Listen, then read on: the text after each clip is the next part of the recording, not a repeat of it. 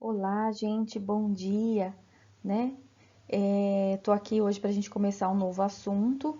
Nós falamos muito de SUS até então e agora a gente começa a falar um pouquinho sobre nossa, a perspectiva da epidemiologia. Por que a gente precisa saber da epidemiologia, né, gente?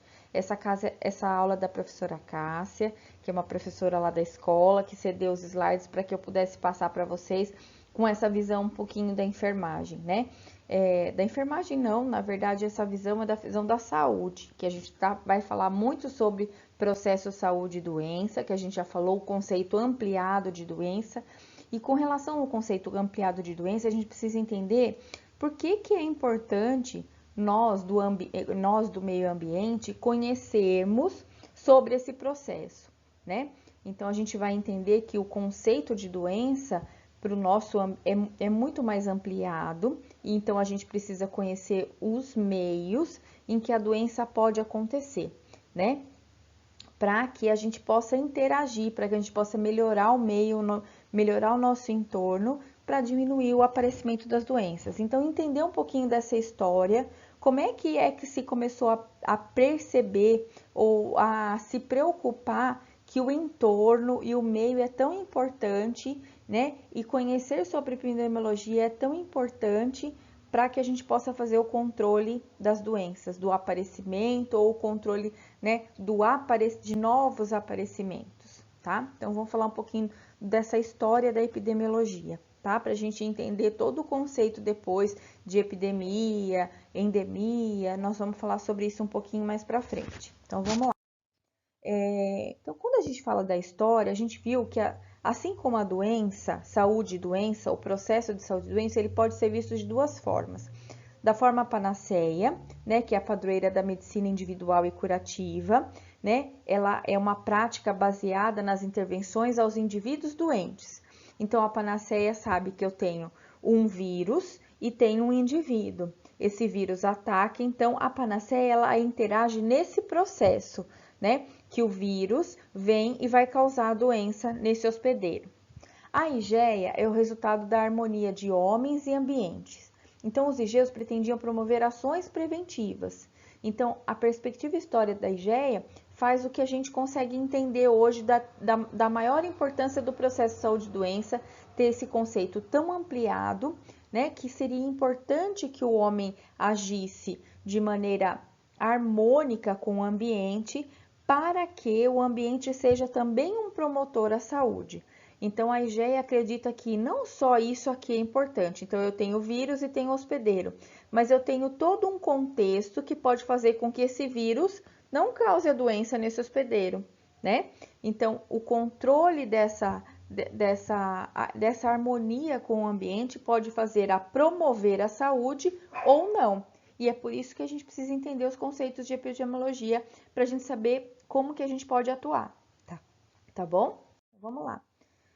Qual que é a história da epidemiologia? A gente não sabe ao certo quando que foi alguém que começou a se preocupar na importância em se fazer estudos para entender esse processo de evolução de saúde e doença, né?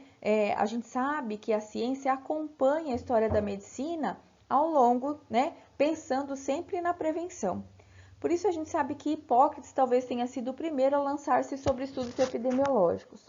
No tratado, né, Hipócrates, o pai da medicina, um médico grego, viveu há 2.500 anos atrás. Ele, né, antes de Cristo, ele criou um tratado, o Tratado Ares, Água e Lugares, onde ele explica um pouquinho do fundamento racional sobre o aparecimento da doença, né, das doenças, e não mais pensando no aparecimento sobrenatural, na punição, né, enxergar a doença como uma punição. Ele afastou, então, o sobrenatural. Hipócrates, no seu tratado, já trata de termos como epidêmico e endêmico. A gente sabe que epidemia deriva do verbo visitar, então são aquelas doenças que visitam e que aparecem, que surtam, né, que podem aparecer, como a gente fala de surtos epidêmicos, e endemia que reside, endemia que o termo significa residir. Então são aquelas doenças que permanecem. Hoje a gente fala que a dengue é uma doença endêmica no nosso país, né? Então ela reside, ela persiste por um tempo. A gente pode dizer que ele sugere que condições, né, como o clima, água, situação, vento, podem ser favoráveis a ajudar o médico a avaliar a saúde da região. Então, controlar e saber o que é promotor, né, para a gente do meio ambiente é super importante, tá? Em outra obra do Tratado de Prognósticos e Aforismos, ele trouxe uma ideia revolucionária para a medicina, né? Que ele poderia predizer a evolução da doença mediante o número de casos, mediante ao número suficiente de casos. Então, a gente fala que aí é incipiente, né? Epidemiologia. Que mais se fazia para a gente falar que já existia, né, um certo controle epidemiológico sobre as doenças? O censo de registro e morte em Roma, né? O catolicismo romano, né, ainda falava sobre o caráter mágico e religioso de algumas doenças, como punição, por exemplo. A medicina árabe muçulmana, ela já tinha aspectos mais hipocráticos, né, que adotavam os princípios de higienização, se preocupavam muito com os estudos a respeito das doenças. Quando existia uma teoria, a teoria dos miasmas, né, que explicava que o aparecimento da doença vinha através de emanação do ar, de locais insalubres, você respirar aquele ar, né, você está em contato ou próximo, né? Daí a palavra malária, que tem, né, como origem na sua síntese da palavra, maus ares, né, malária. Então, essa teoria do miasmas, ela precursou, ela durou, ela, né, se perseverou durante muito tempo, né? E aí a gente vai falar de alguns pesquisadores que começaram a debater sobre isso, né?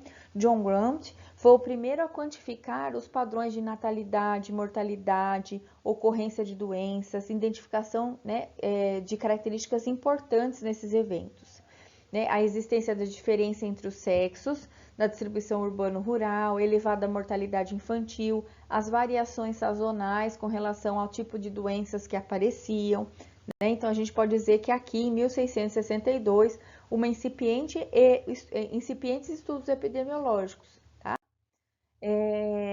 Ele analisou a mortalidade por sexo e por região, a proporção de crianças que morriam, então a mortalidade, a gente podia falar de índices de mortalidade infantil, que morriam antes dos 6 anos, os primeiros registros anuais de mortalidade e morbidade.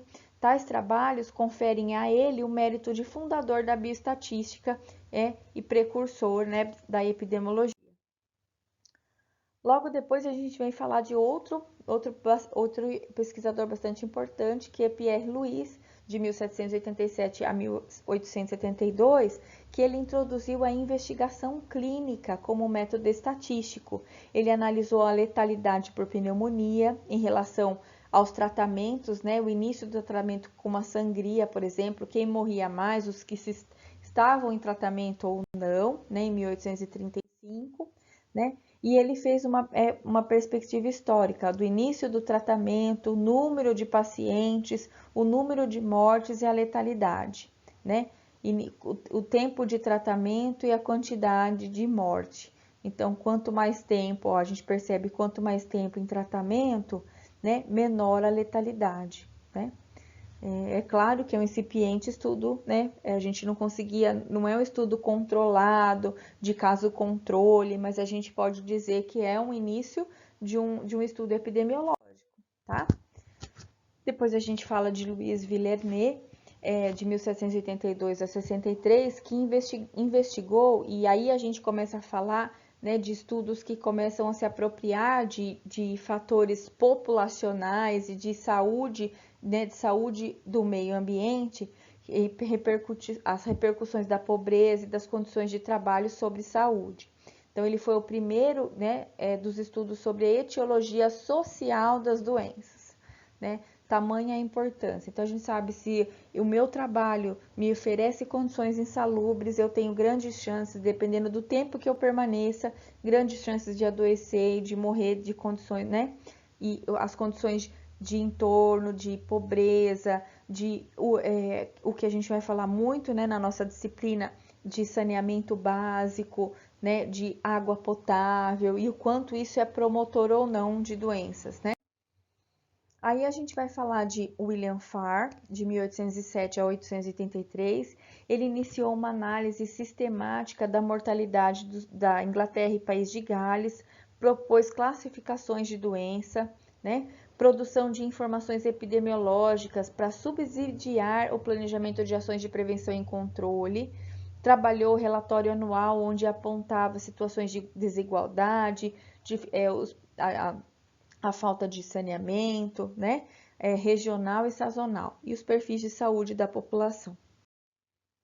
E aí a gente vai falar de um cara que foi super importante, né, para a determinação de tudo isso, né, a principal contribuição porque ele dessa pessoa, porque ele sistematizou a epidemiologia, né, permanece até hoje, a gente aceita até hoje, né, a forma como ele tratou seus estudos. A gente fala do John Snow, que ele destacou-se então como pai da epidemiologia. Eu vou deixar um videozinho aí para vocês assistirem sobre ele e a sua importância, né? E por que ele foi tão importante, né? Por ocasião de uma epidemia de cólera, ele concluiu a associação da causa, né, da doença entre o consumo de água contaminada com fezes de doentes, né? Ele rejeitou a hipótese do miasma, que é aquilo que é, né, de cheirar, de estar próximo, né, da contaminação vir pelos ares, tá?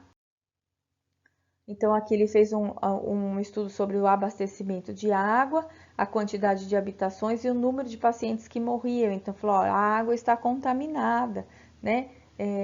Ele conseguiu perceber tudo isso, tá? A gente vai deixar um videozinho sobre ele, tamanha sua importância para a epidemiologia e para o estudo do ambiente, como a gente vai fazer, né? Como a gente vai caminhar ao longo do semestre. A gente tem que falar de Louis Pasteur, né, de 1822 a 1895, vocês percebem, né, que os nomes são franceses, europeus, né? Claro que toda a detenção de conhecimento se centrava na Europa, né, durante esse período. Ele é o pai da bacteriologia, né? Então vocês sabem tanto quanto eu a fermentação, né, o processo de pasteurização, o crescimento bacteriano pós, né, diminuição pós a ferver, né, a diminuição da concentração bacteriana, identificou o combate da praga, né, desenvolveu a vacina antirrábica e a teoria dos germes, que as doenças poderiam ser explicadas por um agente etiológico. Então, existia alguém que dava nome a essa doença. É claro que a gente vai falar de ações que são suscetíveis, de condições suscetíveis, mas eu tenho um agente etiológico da doença, não mais o miasma, né? No final do século passado, vários países entre a Europa e os Estados Unidos, eles, né, deram continuidade à aplicação dos estudos epidemiológicos. Nesse processo, a maioria se investigou doenças infecciosas agudas, né? Aí, na primeira metade do século XX, o mundo volta aos laboratórios Louis Pasteur, da França, e nas propostas de Oswaldo Cruz, que o descobrimento da teoria de germes, o saneamento e a urbanização, né, e a importância disso tudo nas condições ambientais, no favorecimento ao não aparecimento das doenças, né, e a importância da ecologia, que é o equilíbrio, né, entre agente, hospedeiro e meio ambiente. Tudo isso é muito importante. Então, não só o agente e o hospedeiro são importantes, mas saber se existem condições que vão favorecer o aparecimento ou não da doença, tá? E aí, na primeira metade do século XX, a gente vai falar desse cara que foi super importante, que é Oswaldo Cruz, de 1872 a 17, um grande bacteriologista brasileiro, né, um cientista, um médico sanitarista.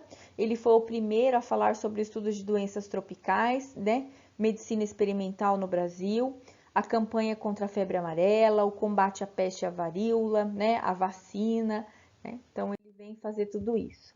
Depois a gente fala de Carlos Chagas, que foi um médico também sanitarista super importante, né, um pesquisador brasileiro, sanitarista. Ele dedicou-se a estudar as doenças tropicais. É importante dizer que esses médicos falavam desde o início da importância desse conceito ampliado e que a gente precisa dar condições para que as doenças não apareçam, que isso é muito importante.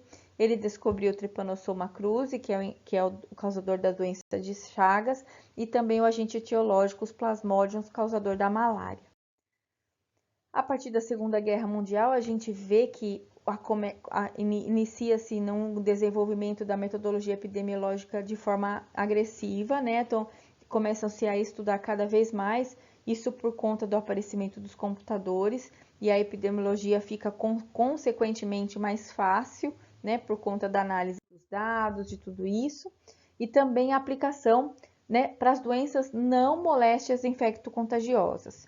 Um exemplo desse trabalho é do pesquisador americano sobre saúde pública, né? Ele falou sobre a etiologia carencial da pelagra, né? Então, expandindo que as doenças das doenças infecto-contagiosas, das deficiências, a pelagra, deficiência de vitaminas, em que a pessoa, né, sabe que a gente compreende o entendimento que a pessoa, a ingesta baixa de vitaminas podem levar ao aparecimento da doença. Na segunda metade do século XX, ênfase em pesquisas e a epidemiologia se diferenciando em clínica e social, assim como a medicina, né? Aí as duas tendências atuais, a epidemiologia clínica, aquela que fala, olha, existe um agente etiológico causador de uma doença, né? Então eu tenho hoje o coronavírus que pode causar, né, o SARS-CoV, que pode causar a infecção pelo coronavírus, pelo Covid-19, causando a gripe, né? Como a gente tem visto aí. Me deu um branco, olha só, tanto que a gente fala, né? E a gente tem a epidemiologia social, dizendo, olha, existe o agente etiológico e existe o hospedeiro, mas existem condições favoráveis ou não favoráveis ao não aparecimento da doença. E a gente precisa atuar nesse processo. Então, se a gente vai falar de meio ambiente, nós vamos estar muito mais pensando hoje. É claro que a gente precisa conhecer os agentes etiológicos, a gente precisa entender quais são os causadores da doença, mas a gente precisa entender em que condições eles precisam para poder infectar as pessoas, né? Então, hoje a gente fala assim, que condições eu preciso para ter um aparecimento do Covid-19 nas pessoas? Que eu preciso ter o aparecimento da gripe, né? Dessa pneumonia que pode matar as pessoas, dessa insuficiência respiratória, dessa síndrome respiratória aguda. O que eu preciso? Eu preciso ter aglomerações de pessoas. Ah, tá. Então, eu atuo no sentido de evitar as aglomerações para eu evitar o aparecimento de mais doenças. Então, é isso que a gente vivencia hoje, nessas duas tendências, tá? Então, hoje a gente pensa que a gente fala que estamos vivendo a situação de multicausalidade. Eu preciso saber o agente, mas eu preciso saber quais os fatores que podem promover ou não o aparecimento dessa doença, tá? E é nisso que a gente vai focar agora nas nossas próximas aulas. Então, para hoje, né, é entender um pouquinho dessa diferença, né, de visão. Por isso que às vezes o médico... Porque o médico, às vezes, dentro das unidades de saúde, tem um paciente que chega com dor de garganta, né? Ele toma um antibiótico, porque eu tratei o agente etiológico, ele sara. E porque alguns continuam tendo, né? Ou vamos falar de diarreias, por exemplo. Eu trato uma criança que tem uma diarreia, então eu trato ela. Eu dou soro, eu dou remédio, ela cura. Aí vão aparecendo outras crianças, e por que elas podem não se curar? Porque eu tenho, às vezes, condições, né, dentro do seu ambiente que não favorecem que ela melhore ou que esse agente etiológico seja exterminado por completo, tá? Então, a gente entende doença com uma multicausalidade, né? Que eu preciso entender o contexto, o entorno, né?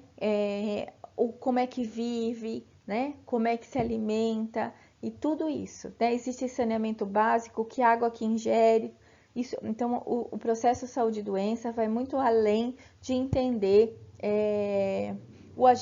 qual o agente causador da doença, né? E é isso que é tão importante para a gente do meio ambiente. Falou, gente? Eu espero ter sido rápida, né? 20 minutinhos de aula aí, mais um videozinho para vocês assistirem, tá bom? Um abraço para todos e até semana que vem.